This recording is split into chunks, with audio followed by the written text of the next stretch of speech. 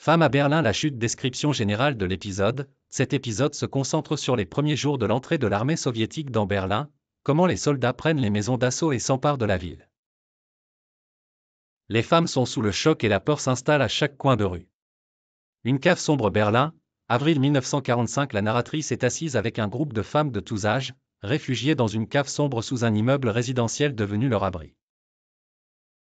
Le bruit des bombardements résonne encore, mais l'atmosphère indique que la ville est tombée. Hilda, d'une voix tremblante, j'ai entendu dire que les soldats soviétiques ne font pas de différence entre les hommes et les femmes. Sommes-nous vraiment en sécurité ici? La narratrice, regardant le sol, je ne sais pas, mais je crains que le pire soit encore à venir. La peur et l'angoisse se lisent sur le visage des femmes, chacune voit dans l'autre le reflet de sa propre détresse. Le temps passe lentement dans un silence pesant. Scène 2, l'arrivée des soldats soviétiques. Le soir, la porte de la cave s'ouvre brusquement avec violence, des soldats soviétiques entrent avec des visages impassibles et des regards glaciaux. Ils examinent les femmes avec insistance, comme s'ils cherchaient une cible pour libérer leur colère refoulée.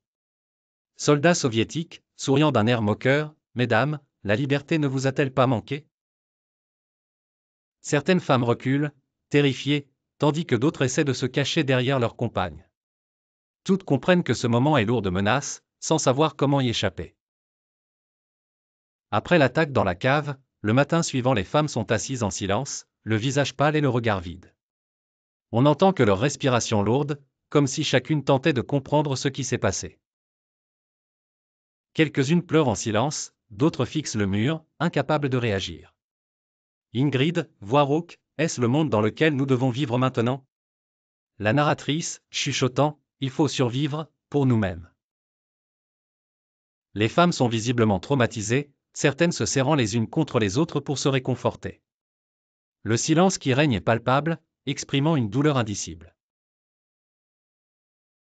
Choc et survie. Description générale de l'épisode, les femmes subissent plus de violences et de menaces. La narratrice commence à chercher des moyens de survivre et de gérer la douleur persistante. Cet épisode met en lumière les liens de solidarité qui se tissent entre elles pour surmonter leur traumatisme commun. Dans la cave soir après les agressions, les femmes se regroupent dans un coin de la cave, le visage marqué, chacune semblant dialoguer silencieusement avec elle-même. Hilda pleure doucement, et les femmes commencent à parler de leur douleur pour la première fois. Hilda, en larmes, je ne peux plus, je ne peux pas vivre avec ce sentiment. La narratrice, d'une voix ferme, je sais que la douleur est insupportable, mais nous devons tenir ensemble. Nous sommes plus fortes qu'ils ne le croient. La narratrice tente de rassembler les femmes et de leur insuffler de la force, bien qu'elles-mêmes souffrent profondément. La scène reflète leur tentative de survie par le soutien mutuel. Scène 2, un marché improvisé. Jour, la narratrice sort chercher de la nourriture et trouve un marché improvisé rempli de monde. Elle rencontre un soldat soviétique qui lui propose de la nourriture en échange de sa soumission. Elle tente de refuser, mais le besoin de survivre la pousse à faire des sacrifices. Monologue intérieur, la narratrice, tout a un prix, même notre dignité. La narratrice accepte quelques morceaux de nourriture, lançant au soldat un regard mêlé d'impuissance et de colère. Le choc est évident, mais elle comprend que les circonstances l'obligent à continuer à tout prix. Le choix forcé. Résumé de l'épisode, cet épisode explore les pressions auxquelles les femmes berlinoises étaient confrontées après la chute de la ville et comment certaines d'entre elles ont été contraintes d'établir des relations avec des soldats soviétiques pour garantir leur sécurité et obtenir de la nourriture et de l'eau. Il montre que ces choix n'étaient pas des décisions libres mais des stratégies de survie imposées par des circonstances extrêmes. Un sous-sol sombre, Berlin, après la chute de la ville. La narratrice est assise avec un groupe de femmes dans un sous-sol sombre. Les visages sont fatigués et marqués par le désespoir. Plusieurs jours se sont écoulés depuis l'arrivée des forces soviétiques dans la ville, et les provisions commencent à manquer. Elisabeth, avec résignation, si nous restons ici, nous allons mourir de faim, ou pire. Peut-être devrions-nous sortir et essayer de trouver une solution. La narratrice, hésitante, mais nous savons ce qui se passera si nous approchons les soldats. Avons-nous vraiment un autre choix? Les femmes échangent des regards lourds de sens, conscientes que chaque option est lourde de danger. Chacune d'elles sait que les choix qui leur restent sont tous terriblement douloureux. Scène 2, rue en ruine. L'après-midi suivant, la narratrice et Elisabeth errent prudemment dans les rues détruites à la recherche de nourriture et d'eau. Elles aperçoivent un groupe de soldats soviétiques. L'un des soldats remarque les femmes et s'avance vers elles avec un sourire inquiétant. Soldat soviétique, souriant d'un air moqueur, où allez-vous? Vous cherchez quelque chose? Elisabeth, calme mais prudente, nous avons besoin de nourriture et d'eau. Nous n'avons plus rien. Le soldat regarde Elisabeth et la narratrice de haut en bas avec des yeux froids. Il leur fait signe de s'approcher. La narratrice suit le soldat avec une hésitation palpable, sachant qu'elle n'a pas d'autre choix. Monologue intérieur, narratrice, je supporte leurs regards, leurs mots, et je pense. Serais-je encore capable de me regarder dans un miroir après cela? Une relation temporaire, dans une pièce abandonnée, la narratrice se retrouve seule avec un soldat soviétique dans une petite pièce abandonnée. Il lui donne un peu de pain et de l'eau, mais elle comprend immédiatement qu'il attend quelque chose en retour. Son visage exprime un conflit profond entre la survie et la dignité. Soldat, avec un sourire cynique, je n'ai pas grand-chose à vous offrir, mais c'est mieux que rien, n'est-ce pas? Narratrice, d'une voix étranglée, oui, mieux que rien. Le soldat s'approche d'elle, et la narratrice, figée, essaie de se détacher mentalement de la situation. La caméra se concentre sur son regard, perdu dans le vide, comme si elle tentait de s'échapper de cet enfer. Monologue intérieur, narratrice, ce n'est pas mon choix, seulement un moyen de survivre. Je le considérerai comme une étape vers demain, même si je ne sais pas ce qu'il restera de moi après cette étape. L'amitié en temps de crise. Résumé de l'épisode. Cet épisode met en lumière la solidarité qui se crée entre les femmes dans le sous-sol et comment elles se soutiennent mutuellement pour affronter les épreuves. Les échanges entre elles expriment leur douleur et leur choc, mais aussi leur détermination à ne pas abandonner. Dans le sous-sol, soir, les femmes se rassemblent dans un coin du sous-sol. Certaines d'entre elles, après avoir été forcées de se soumettre aux soldats, trouvent du réconfort en partageant leur expérience. La narratrice tente de consoler une femme qui est visiblement bouleversée.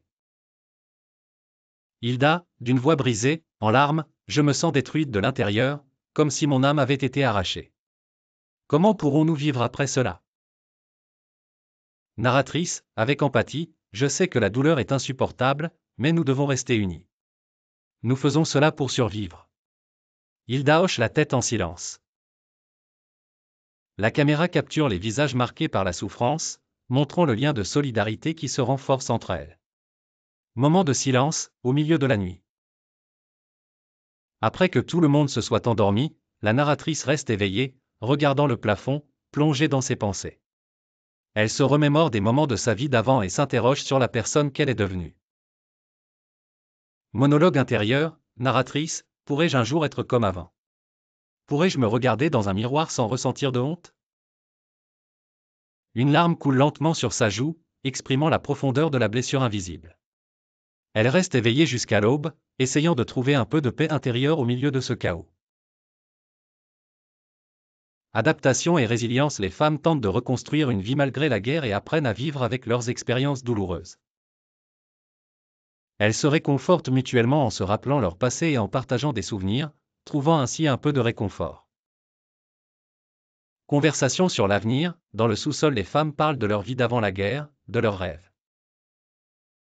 La narratrice tente de les encourager et de leur rappeler qu'elles peuvent toujours espérer un avenir meilleur. Elisabeth, je rêvais de voyager, de voir le monde. Aujourd'hui, j'ai l'impression que le monde entier est contre nous. Narratrice, nos rêves ne sont pas morts, cette obscurité est peut-être temporaire, et un jour, nous nous relèverons. Les femmes échangent des regards empreints de mélancolie, mais aussi d'espoir. La scène illustre la force de leur soutien mutuel et de leur résilience face à l'adversité.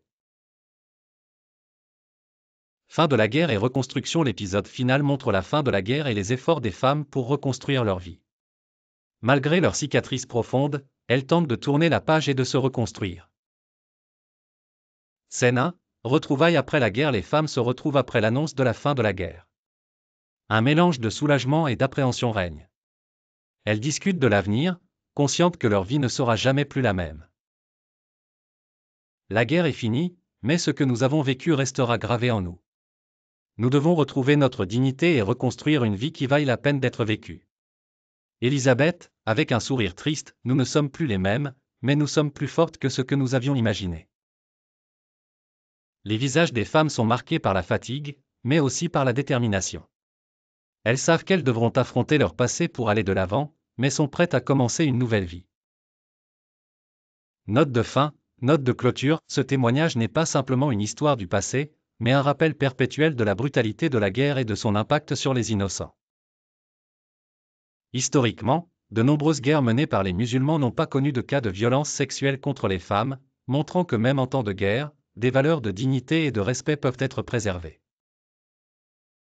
La souffrance de ces femmes est un avertissement pour l'humanité afin de préserver son humanité, même dans les moments les plus sombres. Ce scénario cherche à transmettre l'ampleur de la douleur et de la résilience des femmes durant cette période sombre de l'histoire, en utilisant un langage respectueux et empreint de compassion. L'objectif est de rappeler l'importance de la dignité humaine et d'alerter contre les atrocités que les conflits armés peuvent engendrer, tout en rendant hommage aux victimes et en inspirant des valeurs de paix et de respect.